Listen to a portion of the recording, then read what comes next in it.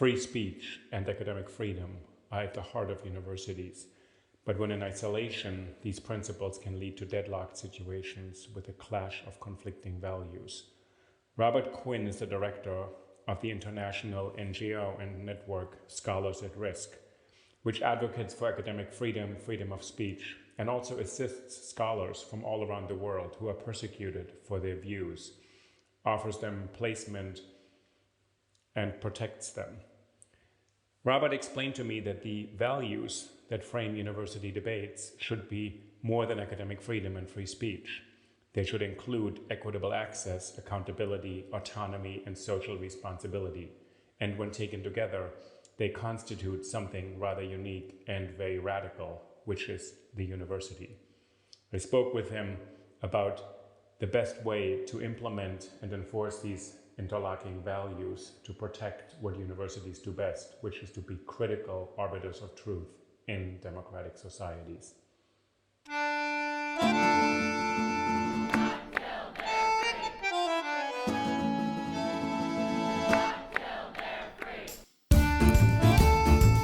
Oh yay, oh yay, oh yay, oh yay, oh yay. Willkommen, bienvenue, welcome. No, this is not cabaret, it's Think About It, a podcast about the power of ideas and how language can change the world, with Baer. I'm really happy to have Rob Quinn, director of the organization Scholars at Risk, on the show today. First of all, thank you, Rob, for coming to talk to me today. Oh, it's my pleasure to be here. Rob, you have a background in the law and you have a PhD as well, and you run a large network, this organization Scholars at Risk, that advocates for, monitors, protects academic freedom around the world in a comprehensive sense. And we had a conversation 2 years ago, which I remember actually quite vividly, where you said, and you've written about this now as well, that the threat to academic freedom around the world is serious, ought to be taken seriously. And the second thing you said, and I thought about this a lot, you said the free speech lens is not the right one to really get to what is at stake with and in the university. Can you give me a bit of a sense of what your understanding is of the university as a particular place and why it's so important, the work you do, to protect that space, not to insulate it, but to keep it because it does something really different from other spaces? Yeah, sure. I mean, so I came into Scholars at Risk at the very beginning, but I was brought in, and that was roughly 20 years ago now. So I've always looked at our work and my role almost from an outsider's perspective on higher education, from a lawyer's perspective, to the extent that I was essentially hired to defend the space, to defend the value of academic freedom in that space. So my first question was, why hasn't there been more effective, robust defense of this space? And looking at it from an outsider's role, you see the space is really complicated. Mm-hmm. It's a multi-layered space. We have these shared values of shared governance and so forth. We're supposed to be connected to the state but independent from the state.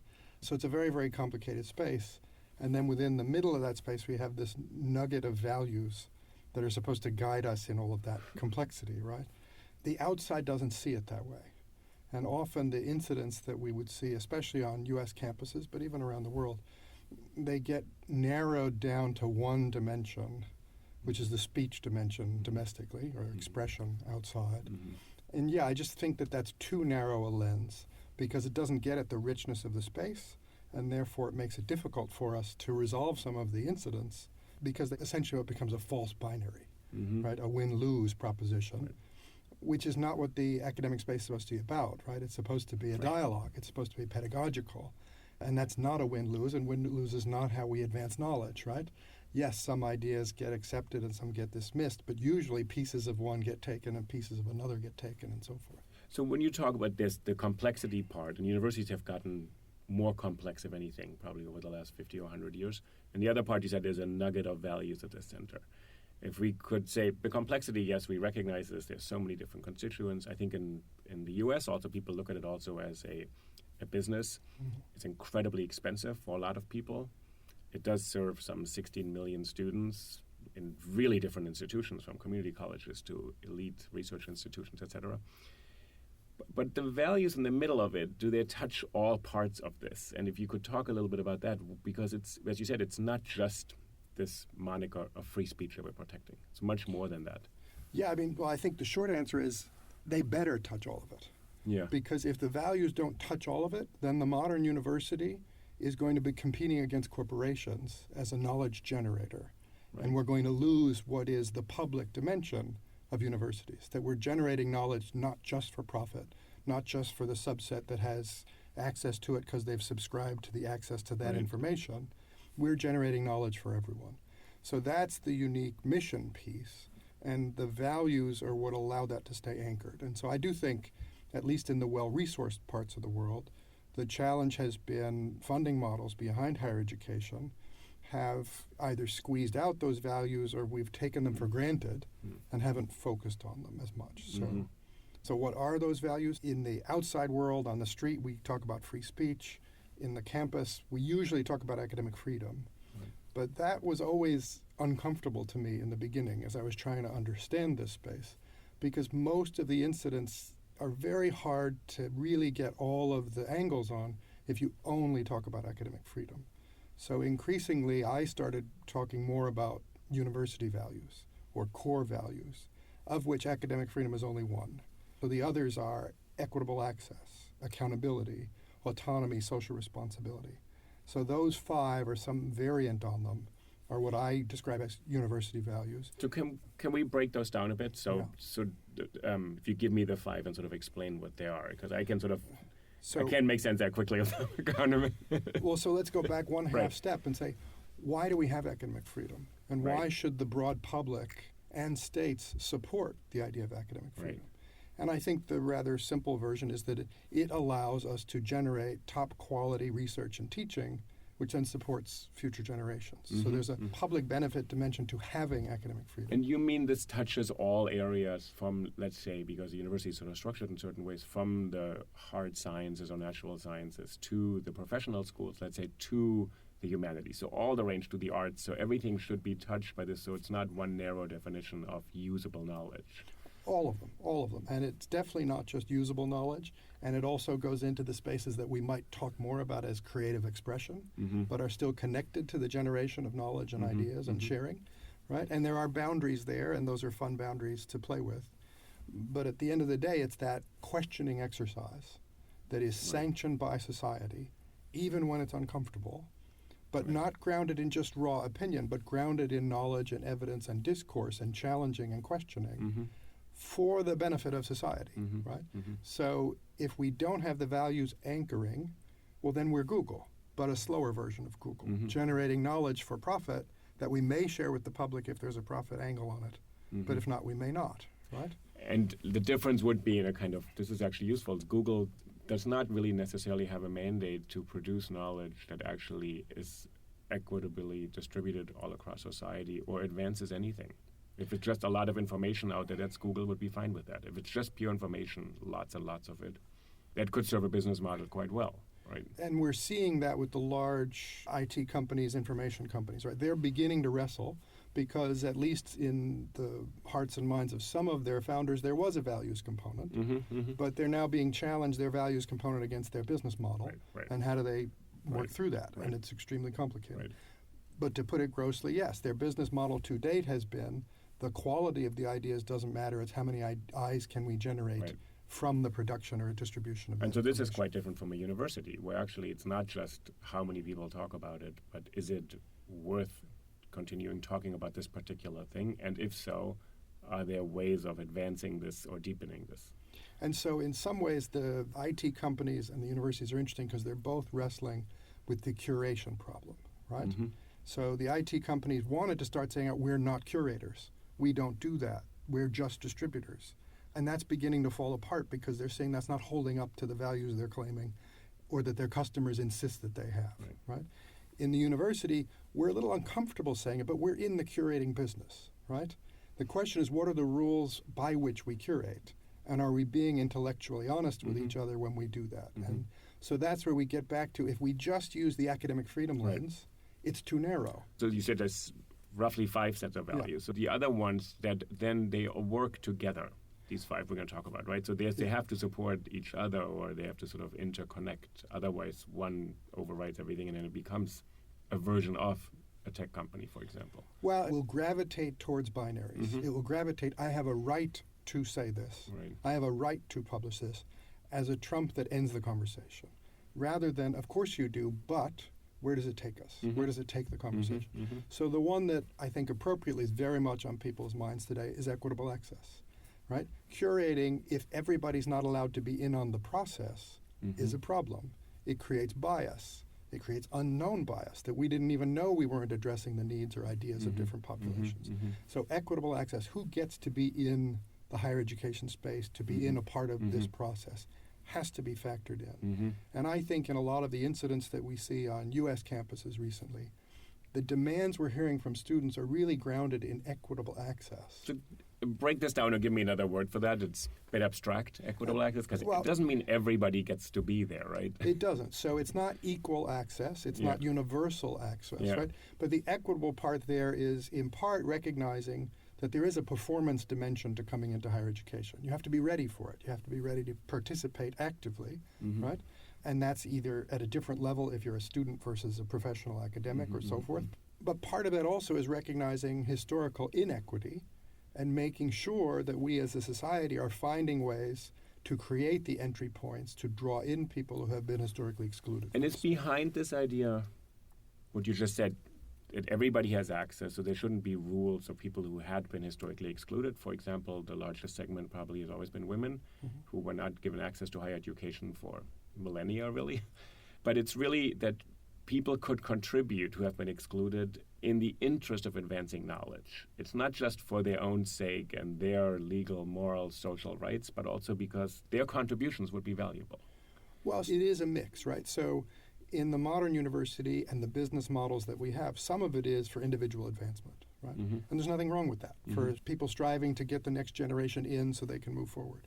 But yeah, why do we as a society, as a public, support these institutions and create special supports for them? Is for the public good, right?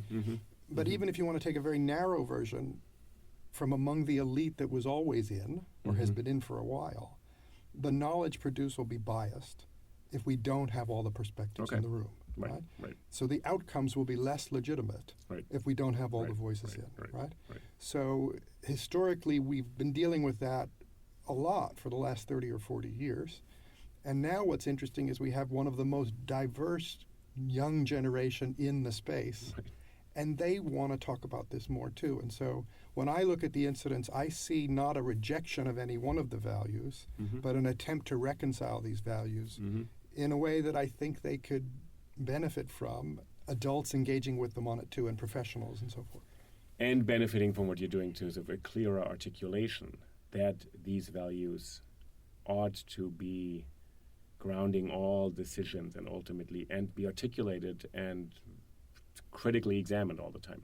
Because what you're saying, you're pointing out values that I'm not totally positive everybody who enters a university would be able to name them, really. One of my pet projects at the moment is that we don't do onboarding training, right?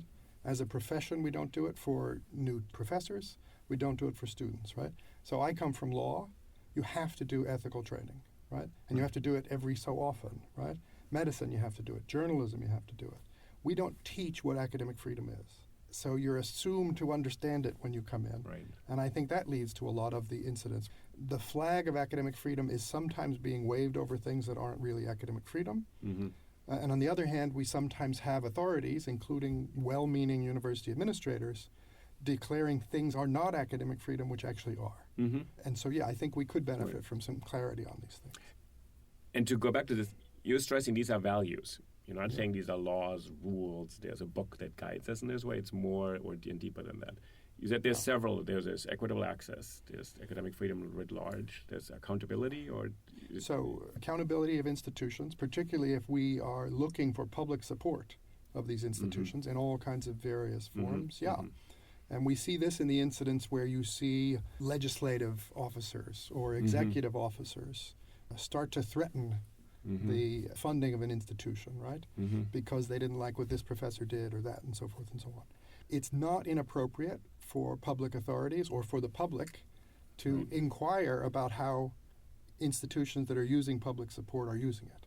Right? So there's a give and take there. Institutions need to be transparent and show that they're managing the resources that are given to them well. And I think it's important maybe to point out that in the U.S., there are public institutions, public universities, land-grant big universities, but then there are also private institutions that depend to up to 30% of their budget is federal funding. Mm-hmm. So one could even say even very wealthy institutions, or not so wealthy, smaller liberal arts colleges even, they get a lot of federal funding. So we're not just talking about public universities that have a board that's sitting in the state legislature, but this is public funding, and the other thing it touches on is federal financial aid.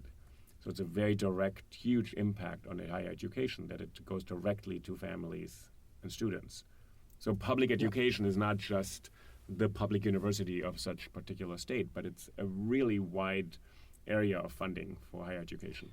Yeah, and when we're talking about the U.S., we're talking about an exceptionally complicated sector, right? Yeah. Ranging from 2-year community colleges all the way up to your top research institutions, right? So it's very complicated. You have faith-based institutions that will have restrictions on academic freedom, but if they're in their charters, everybody knows it, and so forth and so on.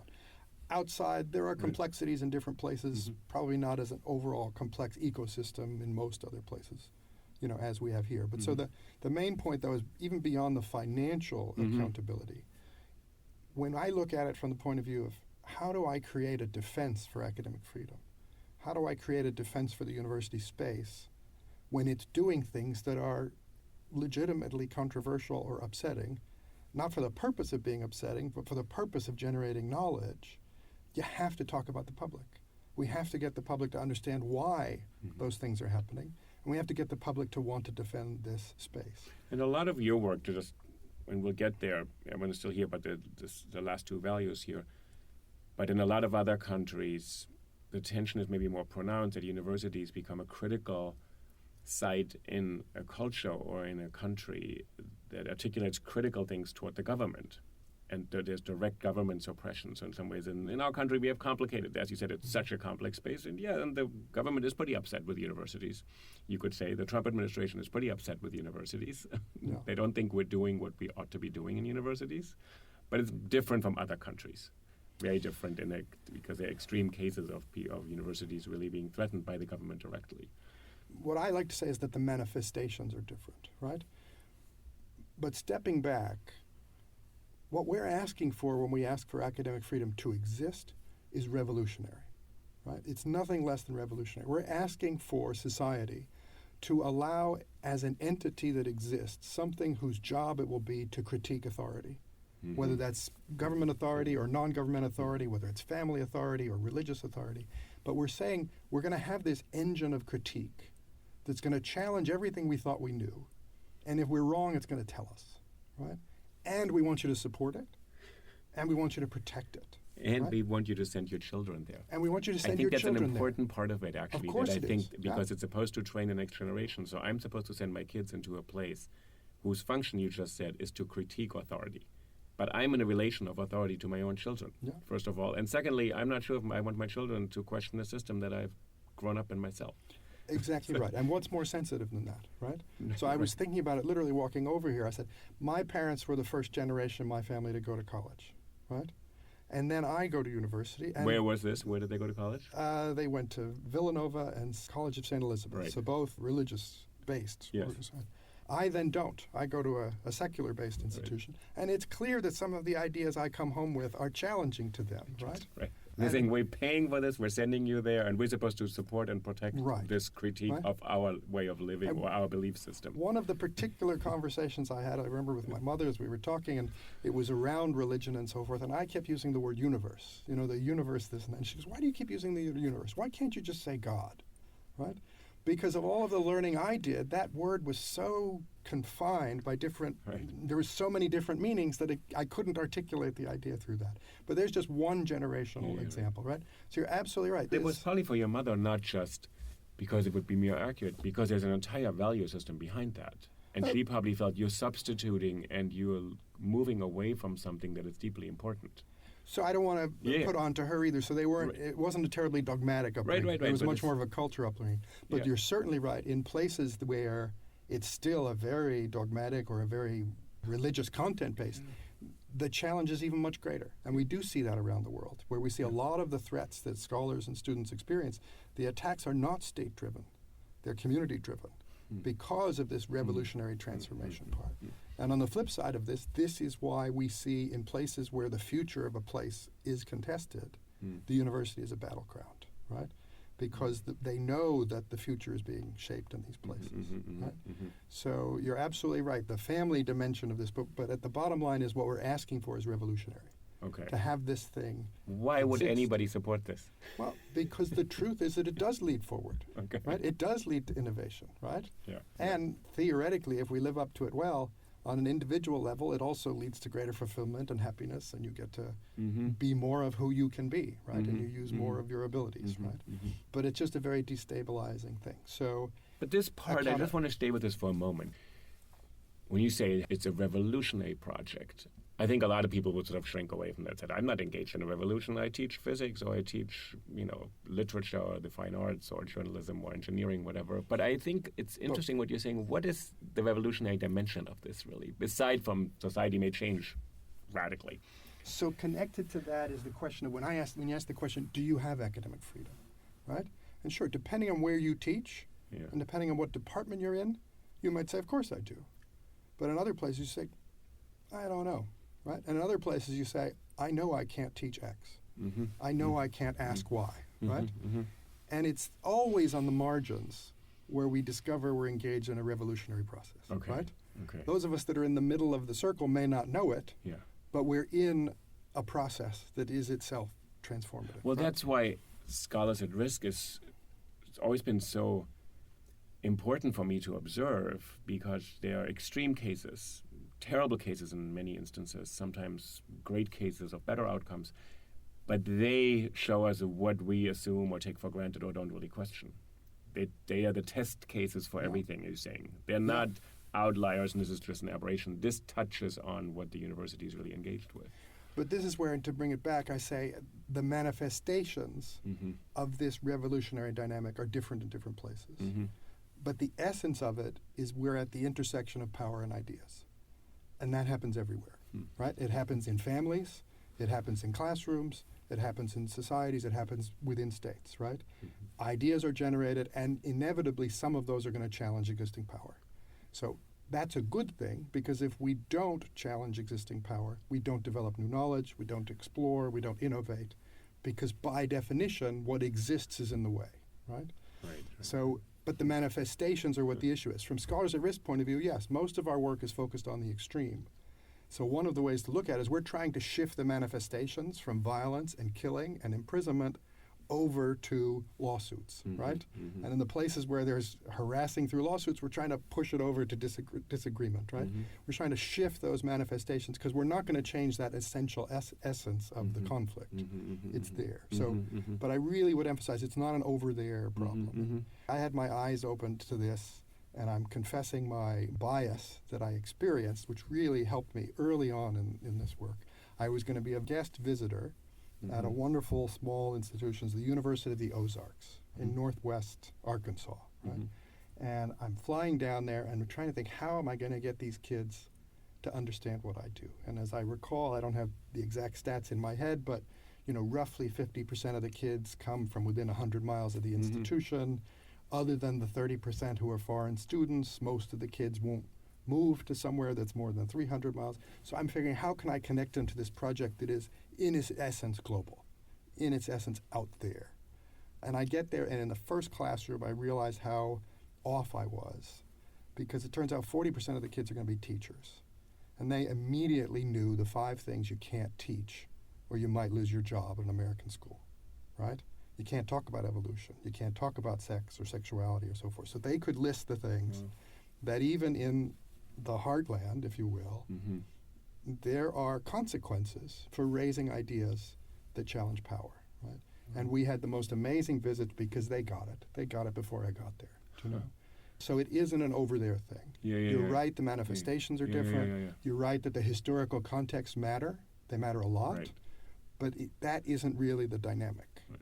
The dynamic is power and ideas. And you're saying that's not going to go away, right? And you're trying to shift it. I don't know how to describe it. I mean, when you said it goes from death and imprisonment to lawsuits to an open, robust debate of values, right? That ideally we don't want to end up in a court of law or in a prison or sentenced to death, clearly, right? So Scholars at Risk really helps and protects and saves people. But let's say even in this country, we wouldn't want this to end up in a court of law each time. No, of course not. It should end up somewhere else. So this brings us back to that. What's our ideal onboarding training, right? What would be our ideal freshman seminar where we talk to each other before we get into the substance? This is how we're going to engage. These are the terms of engagement for bringing up ideas. And we want to bring up ideas that are uncomfortable. And we want to bring up ideas that are challenging. Not because I'm trying to offend you. I'm not, right? But I'm trying to understand what you're bringing. I'm trying to understand the basis of what you're bringing. And I'm trying to, with you, have those bumps and knocks that shave the ideas down to better ideas, right? That do the curating, right? So the answer is, what's the ideal? The ideal would be that really intense 1-hour seminar where you leave the room a little tired, but nobody's offended, nobody's personally attacked, but real work was done. That's the ideal, right? And is this a meta seminar on the kind of rules of conduct or how we actually engage and how to do this? Or, what's missing? You're saying something is missing, actually, and it leads to these kind of eruptions of a crisis and this whole crisis talk, right? Well, and again, it's getting a little away from our work, so I'm an observer on this. Yeah. I think some of what's going on is we're still doing the historical work of equitable inclusion, and that's really important, and I wouldn't in any way want to minimize any of that, right?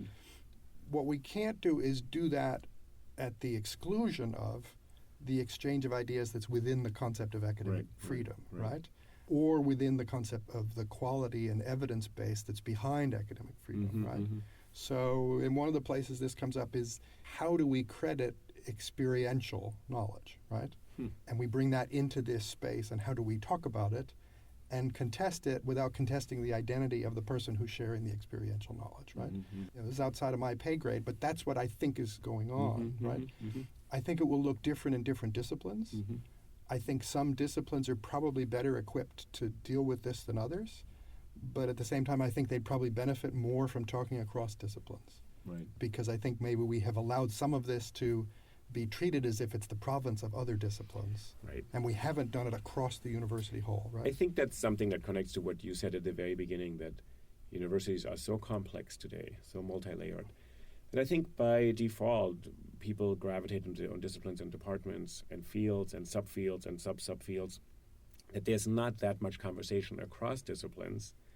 So when you say, how do we deal with personal experience that can be borne witness to, I can talk about it, this is my experience, etc. It doesn't trump another experience, and it's not really an argument, it's something else. But it has a status that has to be recognized. That, I think, is better handled in certain fields than in other fields, and I think other fields are entirely at a loss of how to do that, because there isn't really a comprehensive or an open group of people. I teach lyric poetry, which is, I think, one of the fundamental modes of human expression. It originates really in the urge to speak. To me, this is so deeply linked to free speech, and people who do physics and math say this has nothing to do with what we do. No. And I say, well, actually, this is the claim of a human being, to have the space to articulate herself or himself and to be heard by others. The second part is very important, that actually to be heard by others who also have a right to express themselves. But this is a conversation that I can have in a literature department or a philosophy department, and people in physics, yeah, that's what you do, but I don't do that. But then they're confronted with the fact that people do bring their experiences into a room or into a classroom, and they say, well, we have an idea of knowledge, truth, etc., that's established in very different ways. Clearly, in some disciplines, the rules for curating ideas are clearer, if you will, or at least they appear to be clear on the surface, I would say, right? Well, maybe they are more, I don't know if they're clearer or whether they are more uniformly accepted, or they've been codified in easier ways, whether they've been codified in ways that people can grasp and understand. You know what I mean? They have to be vetted, peer-reviewed, published in journals. There have to be experiments. There have to be repeatable experiments. There have to be statistical. Certain numbers have to be met. It can't just be an aberration, et cetera. They have to be retested, all of this kind of stuff. Yeah. So scientific discourse, for example, has established itself as one to measure knowledge that's reliable. Right? So we accept that largely. Largely, although when we poke under the surface, Yes. we know that there are problems with peer review, Right. and there are challenges for getting new Sure. schools of thought in, and so forth and so on. So it's there. Yeah. And then that also leaves aside the human dimension of Yeah. actors in Yeah. that Yeah. space. Yeah, right. It pretends that they can act as the sort of average physicist without bringing in other baggages and so forth. But I do accept that some of them appear at least Yeah. to be cleaner Yeah. or clearer Yeah, than yeah. others. That's one of the arguments for why we have universities, right? Is so that we can have these things spread across disciplines. Right. And so have some of the desire for objectivity from the sciences blend over to the social sciences and humanities, Right. and have some of the realization that this is sticky and messy stuff blend over to the sciences, right? So it's why there should be an umbrella. I think what we've probably not done enough of, and when I say that, I don't mean it in any way critically. I know that there are people at every institution that try to do these things. We're living through a transformation of higher education across every possible vector, so time is Yeah. short. But we've underinvested in this first principles conversation of how are we different from out there? Right. How are we different from a Right, corporation? right. How do we maintain a community of discourse and learning Mm-hmm. while we're becoming specialized in different ways? And the way we talk about that in our work is how do we be proactive, right? Mm-hmm. I would hazard, if you wanted a percentage, the very, very, very high percentage of incidents where academic freedom is discussed on campuses after something happened. Mm-hmm. Something went wrong. Mm-hmm. And then we're trying to deal with it, and we're trying to deal with it under time pressure, and sometimes under donor pressure, and sometimes under media pressure. Mm-hmm. And that is the worst possible way to get to Mhm. outcomes Mhm. that favor dialogue. Because right? you say what hadn't happened is that the values, and I want to be sure we got all the 5 values out. We're short on at least one On essential one, they Two, hadn't we've been. missed So two, you're but saying yeah. they hadn't necessarily been articulated, discussed, and there's more than that. People have to actually have enough opportunities to discuss values, critically examine them, to share them. They can't be assigned and imposed. What Like, I'm these are saying our is that values, right? We need to reinvest in what I have previously called ritualizing the values of the university, right? So that we talk about them. We have some common general sense of definitions. Right. We have a vocabulary so that it isn't the day after somebody said something terribly Right, right, offensive right, that we right. talk about why Right. it's so important to let them say that. Right. But we've been saying it for years so you can understand whatever they said in the context of the larger Right. exercise Right. that this is, right? And so we have a set of workshops and training materials for promoting higher education values. And lesson 1 is there's 5 values, not 1. And lesson 2 is we've got to be proactive about this. I want to get to the 5th one, Yeah. though. We don't have the 5th one yet. Oh, so we have- skipped autonomy, So equitable access, equitable access, academic freedom, academic freedom. accountability. So we Two. skipped autonomy, institutional autonomy, which is sometimes described as the institutional version of academic freedom. That's important because when we get into both state institution issues, but also when we get institution faculty or institution student issues. Mhm. That usually manifests in the incidents that involve claims of academic freedom violation Mhm. one way or another, or they manifest when states are trying to reach into the space and say, don't teach that, do teach this, and so forth. Or donors. Or donors It's a as big well. dimension in the United States, maybe not so much in other dimensions, but that donors actually may want to exert some pressure who should get hired, what should get taught. Which is another reason why if we ritualize these conversations, if they're standard part of being Mhm. here, we inoculate ourselves to some degree. We create buffers that make it harder for intended or unintended donor pressure, Okay. right? Okay. So, for example, when I went to university, we had an honor code, right? You had to observe the honor code Right. and no proctors in class and so forth. That was drilled into you from before you arrived at the Mhm. university, and every class and every semester, honor code, honor code, honor code. Mhm. Of course, there were violations, but it became part of the ethos Right. of the institution. We don't do that for the core values that we're saying are the values of the institution. So Right. we need to do that. Right. The last one is the messiest one. It feels a little bit like a catch-all, social responsibility. Right? Okay. That's the one that I think too often we neglect in the U.S. incidents that we see, in part because we have what I think you and I have talked about before, the blessing and the curse of the First Amendment, Mhm. right? Because we have it, because we as Americans have absorbed the fact that we all have these rights, Mhm. we resort to it and we say, I have a First Amendment or I have an academic freedom right to do Mhm. this, Mhm. and that's end of conversation. So it's looked at as a right with very little or no responsibility. But if you look at the 5 values, you're just saying, okay, yeah, you have a right to do that, but is it the pedagogically best way to do it? Can you avoid the offense and still get to the learning point that you're trying to get at, right? And that's a challenge. So, and you can imagine any number of exercises that professors have developed, in part to use shock or to use discomfort as an appropriate pedagogical tool to bring students to a new space. Right. But did they do it because they wanted to shock, or did they want, so social responsibility is the place where we talk that out. Now, the purest defenders of academic freedom will say that's eroding academic freedom. And I would say, no, I don't think it is. I'm not saying a professor who does a version of the exercise that maybe could have been avoided should be fired, right? So academic freedom says they can do it, Right. but it doesn't mean they can do it and not be criticized. So you're saying, let's say they would say on academic freedom, that's fine. People would say we'd all have to stand up for that. But you're saying they're not doing well on the other values. They haven't recognized equitable access or social responsibility. They're not acting socially responsibly in a community where the point is to advance knowledge. And if shocking your students is your idea of pedagogy, you have to listen to people say that doesn't work with what these other values are, right? This is an isolated way of doing it, and you're only emphasizing this one dimension that you have the right to show or talk about this in class or use this word. I would flip it around. Maybe it comes back to, as I said, sort of the learned humility of my trip to the Ozarks, or just knowing that I'm not an academic, I'm an outsider coming into this space. I'm not saying you should have. I'm saying, did you?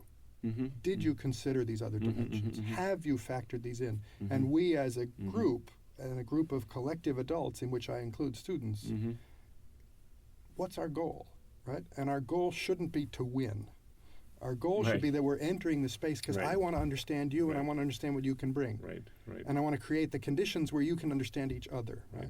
So that I think we should be questioning, have we accounted for these other values? And are we getting to the end, which is that best outcome? This makes universities into something quite different from what large parts of society are now, which is driven by social media, very fast give and take, and polemics. Michel Foucault has this really interesting example from the mid-70s, and he says, he doesn't engage in polemics, Foucault, attacked by lots of people, and he said, I don't do polemics because if in a polemics you give somebody a magic wand and they could do whatever they want to the other person, they would make that person disappear. The point is to win.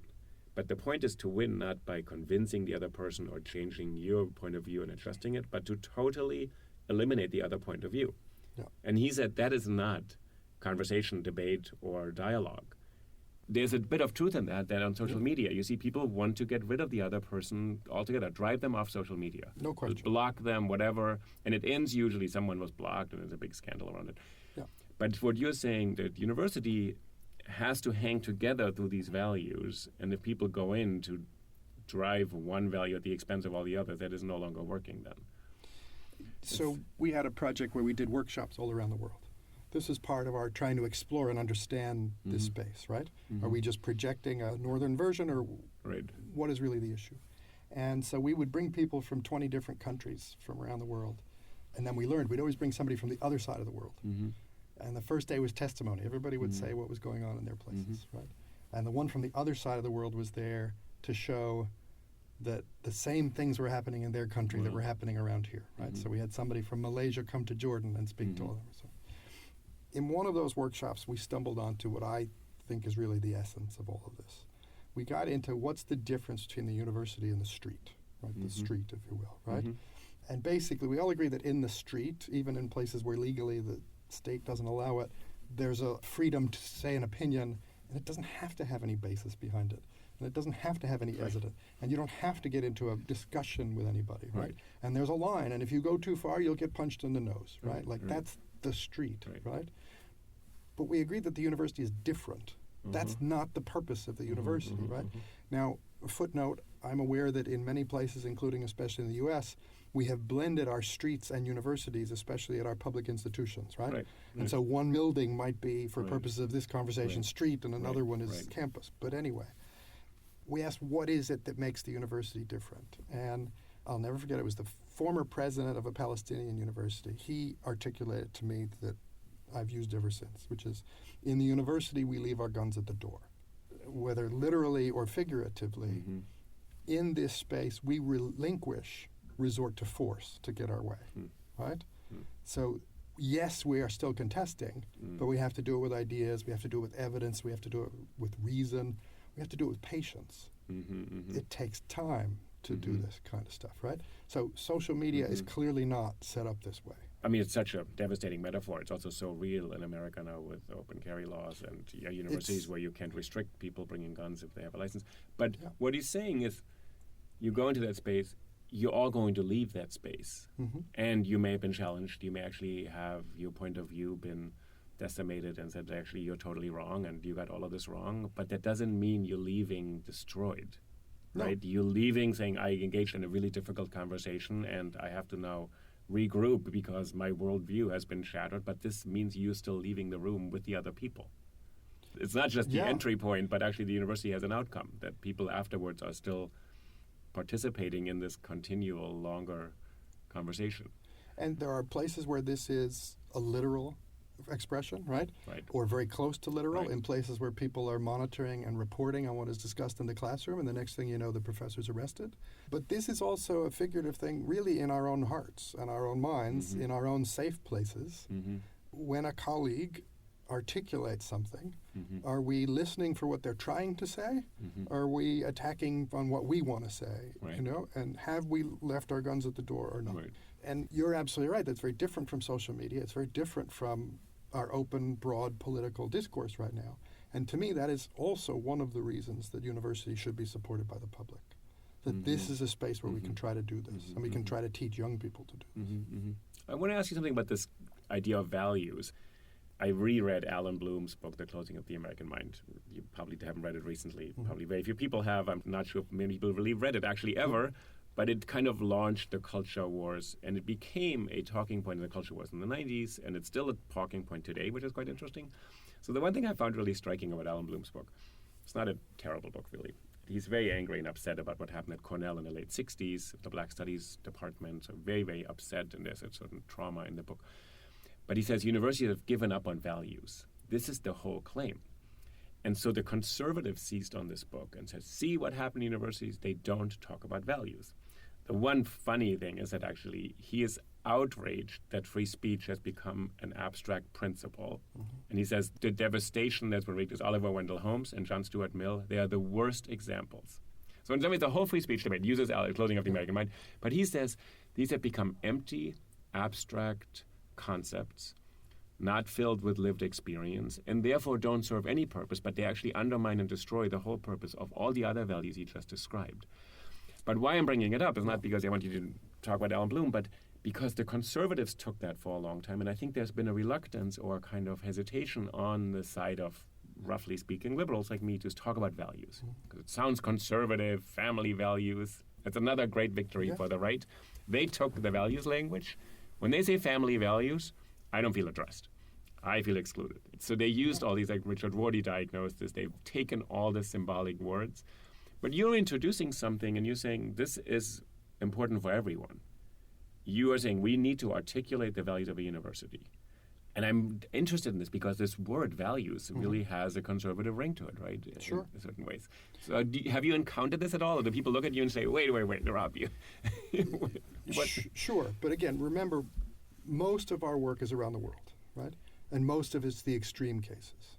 So if I were to have a conversation with Bloom about the book, I'd say, okay, but let's talk first to these guys, to these scholars, to these men and women who have been physically targeted because of what they've said, right? So maybe the manifestations over here that he was looking at have lost some of their dynamism, but I guarantee you in the global context, the dynamism is there, right? The second piece of that is, the terms have been co-opted by various sides, but the essence of the meaning still has value, right? So I think that we, as a society, now I'm an American, so I'm speaking about America, and I'm speaking outside of expertise, but as an individual, I think we have correctly spent the last several decades destroying boxes, because those boxes were violating one of the values that I'm talking about, which is equitable access, right? And who gets to be in the dialogue, right? So that was a very good exercise to do that. But some of those boxes were also containing essences of things that are valuable for everybody, and we need to reconstruct that. And so I think when I say we need to, in my latest dream project, how do we do onboarding about these? Right. That's what we're doing. We're reconstructing what was the right, good essence without the obstructive labels and boxes and so forth. And some of that is going to have to recontesting terms if others have captured them for the purposes of milking whatever essence they could out of them, consistent with a different agenda. Yeah. No, I think that's really an important part of your project, to go into this space and say, we have to invest them with real meaning, and the way you're doing it to say, in the international context, we also should be quite careful not to use these terms.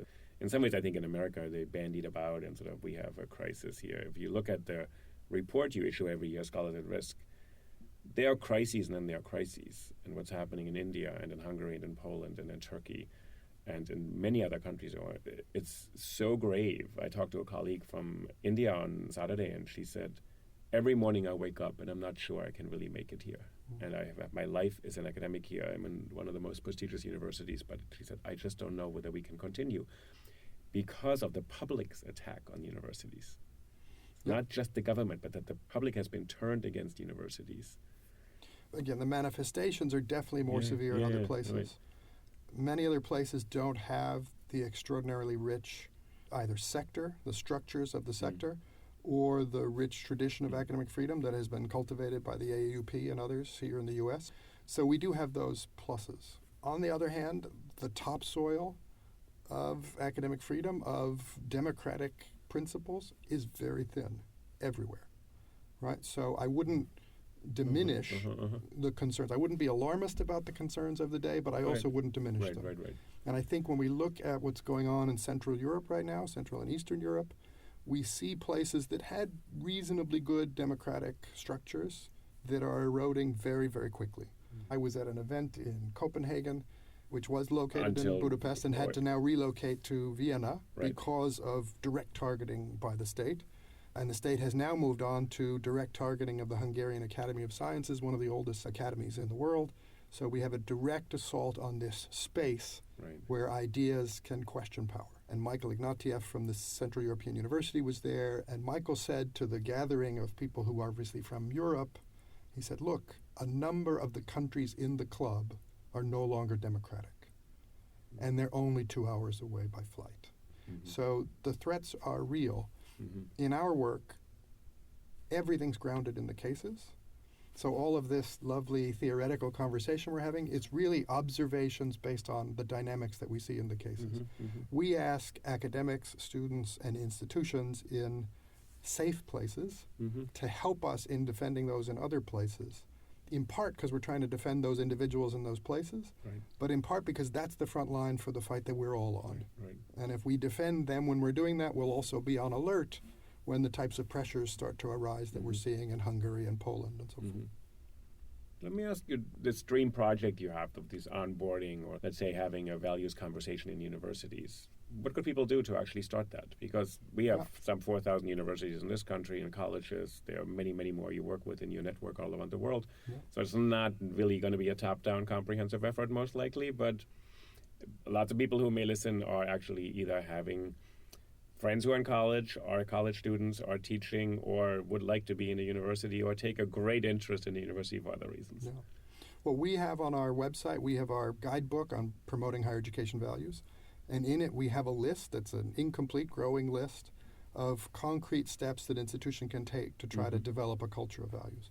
One of them, very simple, a number of institutions have it, is you have an annual lecture or event on academic freedom.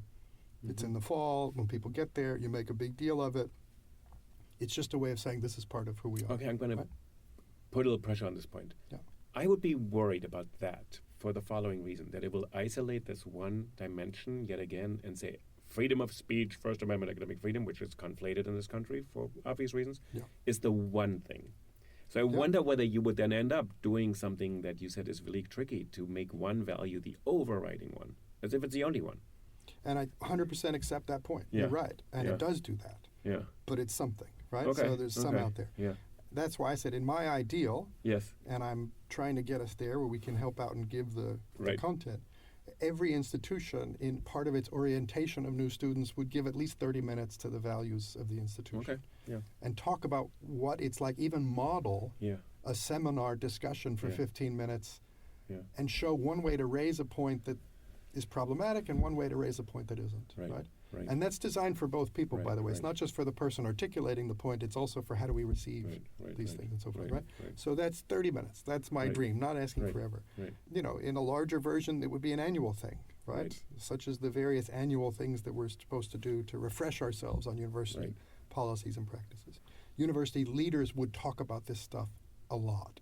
I think the other part, just to go to the other values, I think the accountability one, that's a complicated one, but I think for students, when I'm thinking about the freshman year, and I've been teaching freshmen for a very long time, I think social responsibility, that we're part of a community where we're actually trying to all advance and benefit from each other's presence. And the other one is equitable access, which becomes such a difficult issue because people see it as an admissions game. I have a lot of conversations on this podcast on affirmative action, which is the kind of flashpoint for this, and it's about access. That's what they look at. Did I get in? Did someone not get in? So in some ways, even for students and faculty to have a conversation of what is our value behind it versus just who got in this year, how many students do we have from this group. This conversation, I think, would be equally important because it also pits students against one another potentially, which is what's happening in the Harvard lawsuit, for instance. You know, I think you're absolutely right on that, and it is complicated because, especially here in the U.S., we ask universities to play so many different roles, right? And one of those roles has been societal transformation from outside the classroom, right? And I'm not against that, but that we have to acknowledge that's a different role. I think you can get at all of the values by focusing on what I believe is the essence of them, which is the space of the learning, of the knowledge that we're seeking, right? And I think when you ground it in that, it doesn't feel like it's a tribal competition and there are winners and losers, right? And it's zero sum. Instead, it's saying we collectively want to create a community that will lead to the best, most valid knowledge. And these are all elements of it, right? What do you say to students, and I've had this with a couple of people who say, this is all really good, but for me it's really, I'm investing so much money, so much time, I may be working full-time while I'm doing all this, I need to get a job afterwards. Yeah. So would they actually connect to this conversation? You're talking about knowledge, it seems a bit abstract and really philosophical, but I really just want to get this degree. I need to get this degree. Well, to some degree, you're calling out, do we really believe the first page of the about part of our university website, right? Yes. Right? I mean, is this about more than getting a better job? Again, I don't think there's anything wrong with going to university to get a better job. I think that's a good thing. But there are other ways to get good jobs, and there are other institutions. And some institutions may choose to be more of a training institution, right? Yeah. A professional institution. We will get you from here to there, right? And if that's what your mission statement is, then let's be honest about it and say it and do it. I even think in it most directly to a profession school, teaching is something else. I actually really deeply believe teaching is something else that's transformative. And this is a caricature if you're just conveying information to the students. That does not happen. I don't think anybody really teaches. I mean, you have kids, I have kids from kindergarten on. There's something else that happens, which is this human interaction, and we actually learn how to interact with other people. Right. So this part would even be in a trade school kind of setting. But in the answer to I'm paying $60,000 a year, so I expect to get X. Right. Even if you want to bring it down all to that pure commodified version, then let's just be honest about that. But even in that exchange, there's room for the conversation with the client student or the customer student that says, okay, but don't you at least want the best when you're here, right? Right. And the best doesn't come from me just reciting to you. It's an interaction. So I do think there's room for that, and I think, again, not my expertise, but part of this does come from our funding models and how we have chosen to support higher education that lend themselves to a sort of commodified sense of this space and a transactional sense. But I think that is unsatisfying, even to the student who's worried about the cost.